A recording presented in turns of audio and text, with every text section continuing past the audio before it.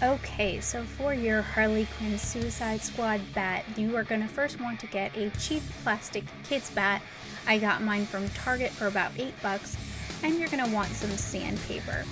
Now, you are going to be sanding this for very, very long. I only did a quick segment of my speed sanding because even speeded up to 3 times its original speed, it still was like 4 minutes worth of videos. So lots and lots and lots of sanding. Make sure you sand this really, really well.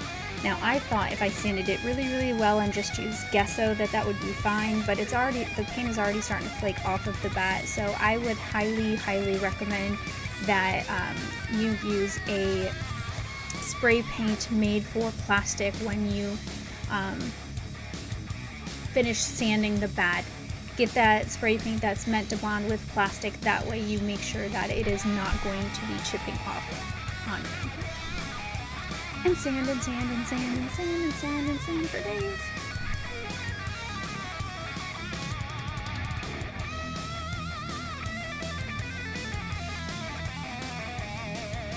Like I said, once I finished sanding, you then want to brush off all of the dust that you've accumulated. This is pretty important because those are going to be little barriers for you. If you're having a hard time getting all that sanded dust off, then you might want to get a washcloth wet and just wipe down the bat so that you don't have all that sand and gunk on there blocking your paint from sticking. And like I said before, I did just straight gesso from here and it did not work. It is starting to peel off, so I would highly recommend that you get a spray paint that is made to bond with plastic and use that first, and then you can pick up this video where the painting starts.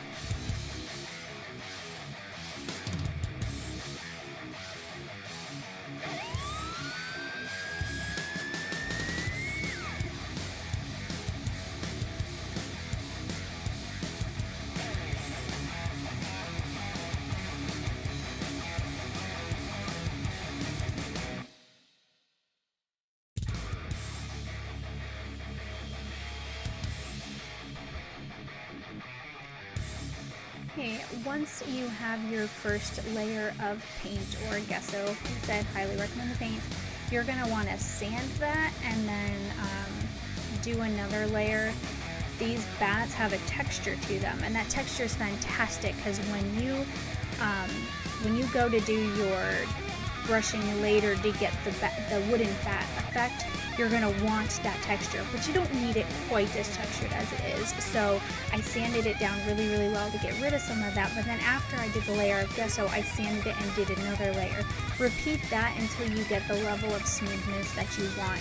Make sure to not make it too smooth, otherwise you're not going to get the texture effect later on in this video.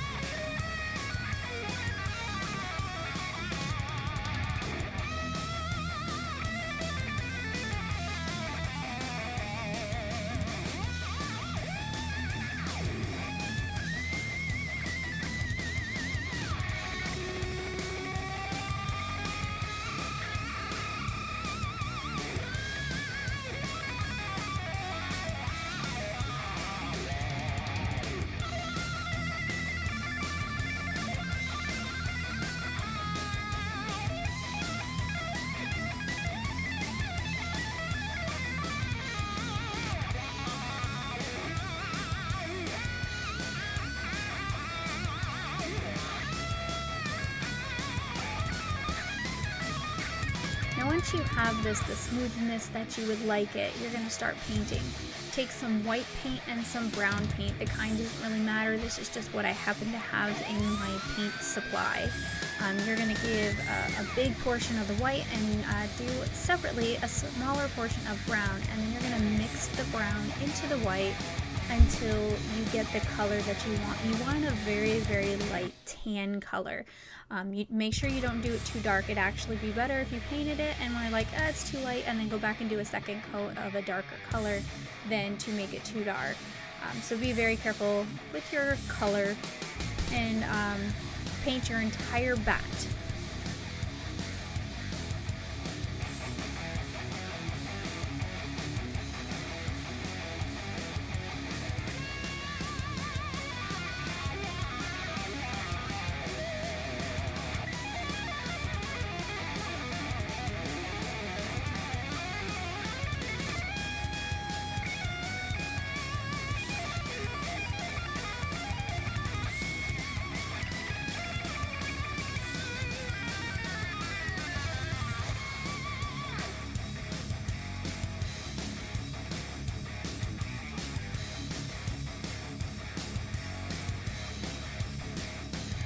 And once you have your base coat done, you are going to want to create the wooden bat texture.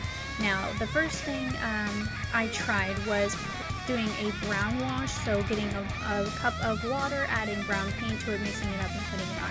I did not like the effect that I got with that, so I ended up just using a paper towel and putting some brown paint on it, and then loading my brush up with water, dabbing it in the brown paint, and then just lightly brushing it on, and then using another paper towel and dabbing it off.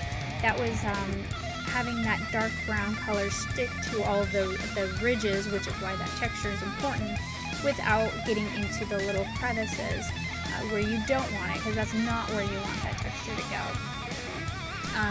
And it just created an effect that I liked better than the brown washing effect did. So make sure you do your entire bat like that. If you mess up, no big deal. Go back, repaint it in that tan color and start again, and just keep doing it until you get it the way you like it.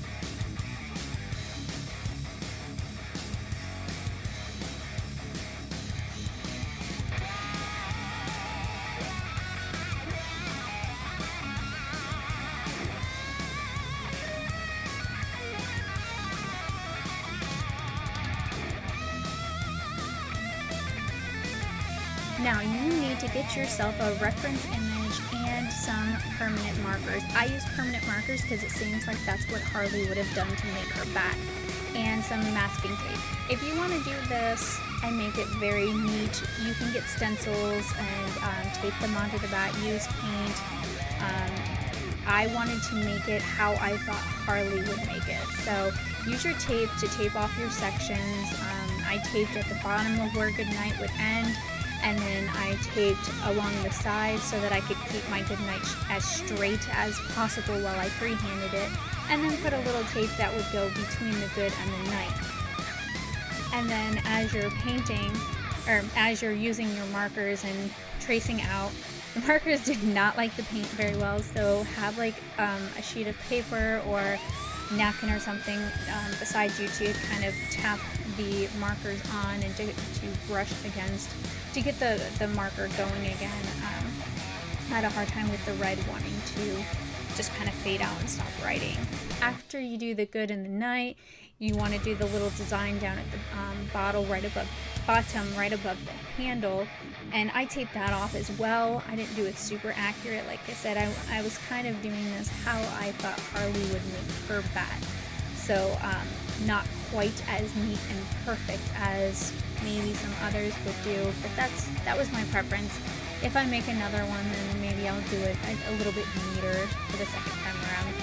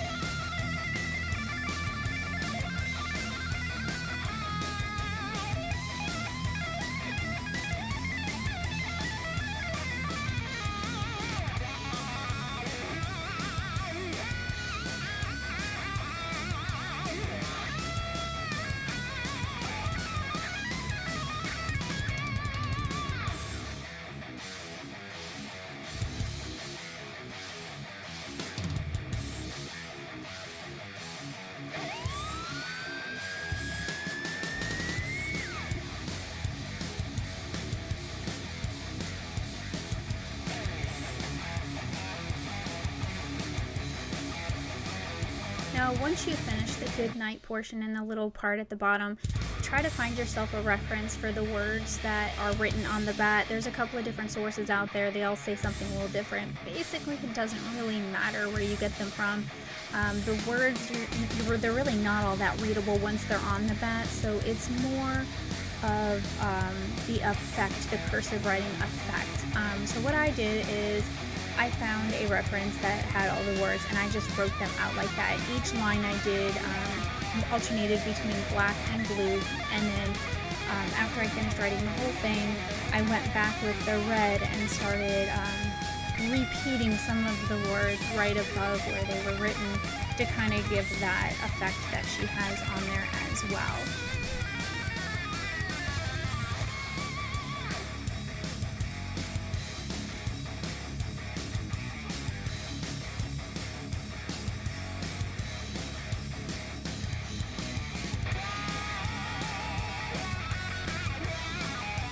Now once you finish with all the words and you have all that done, you're now going to want to create the handle. So get yourself some athletic tape. I got this at Target as well, or maybe Walmart. Doesn't matter, you can get it at any convenience store, drugstore. You can take the tape and you're just going to wrap it around the handle. I was lucky enough that the bat that I got had a handle, so I just wrapped it around that area. I didn't even have to measure anything out. If you have to, you can measure the bat and the handle and then measure your bat and get yourself a ratio number so that you can figure out how big that needs to be. There's tons of videos on how to size out there if you need help with that.